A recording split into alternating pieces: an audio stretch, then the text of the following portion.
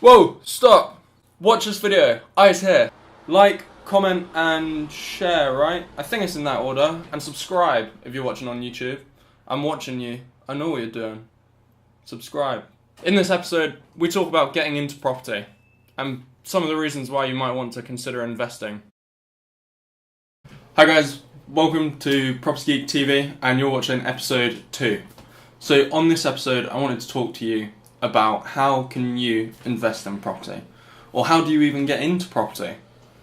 Now, there's a lot of different reasons why you might want to consider investing in property. Mainly it's providing multiple streams of income to you, because perhaps you're in a job at the moment that you don't particularly enjoy, and you want to replace your income, supplement your income, and leave your job.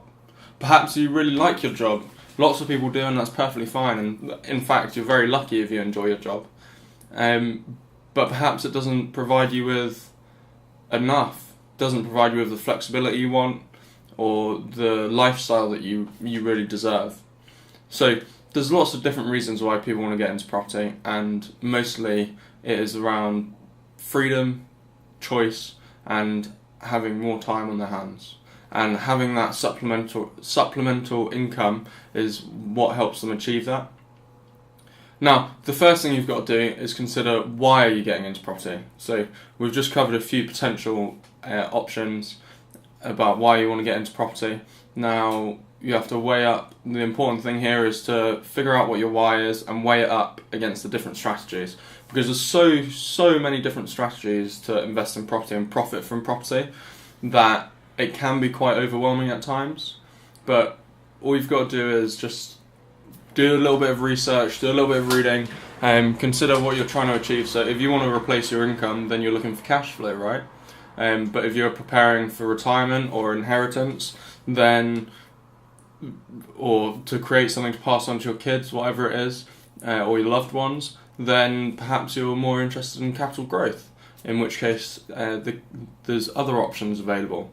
But really it's about weighing up what your intentions are. Is it long-term stability, or is it short-term gain? If it's short-term gain, then you could consider doing something like flipping properties. So you go in, renovate. If it's really run down, you go in and you renovate it, refurb it, perhaps split it into flats, and then sell it on at a higher price to make a profit, like quick turnaround, 6-8 months. Or you can do larger projects even, depending on what resources you've got, and you can do commercial conversions, so converting like old pubs. There's lots of old pubs shutting down at the moment, or old office blocks into flats or studios or even houses. Then you can sell those on for a profit as well. Or alternatively, hang on, the gain's quite high on this, isn't it?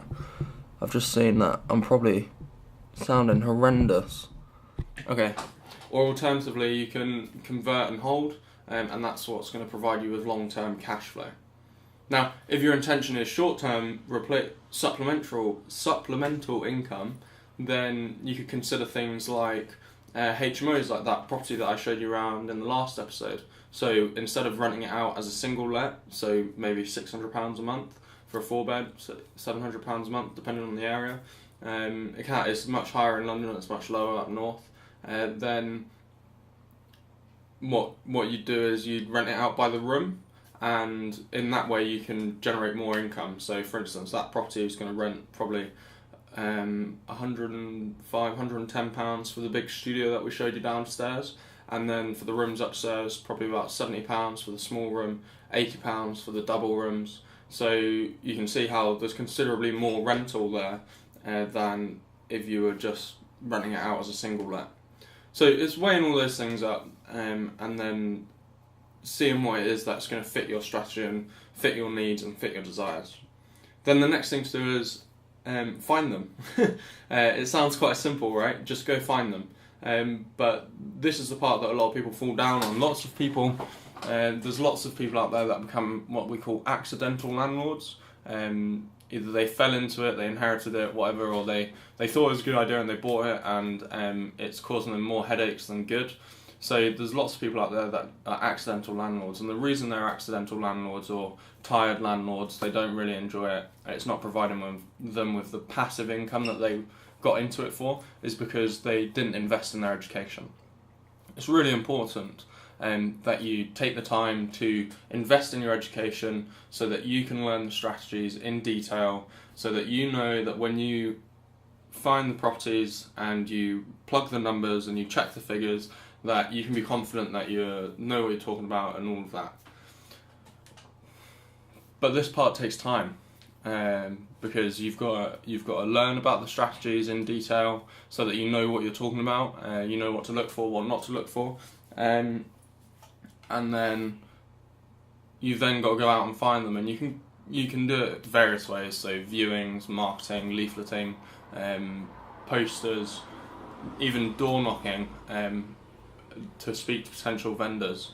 But it can take time and energy and effort, and you're not getting much in return at that point. So it's about concentrating on your big reason why you want to get into property, understand the strategies, understand what your targets are, work towards those targets, and just keep going. That's all I can say, is just keep going. Question of the day: what's your reason why, and what are you aiming for? Is it cash flow, capital growth? What is it? Nice! You've made it to the end of my video. Second episode. Congratulations. High five. Nice. But have you got all the way to the end of my video and not liked it? Or subscribed to my channel?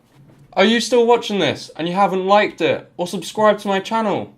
That really hurts. Like, really badly hurts.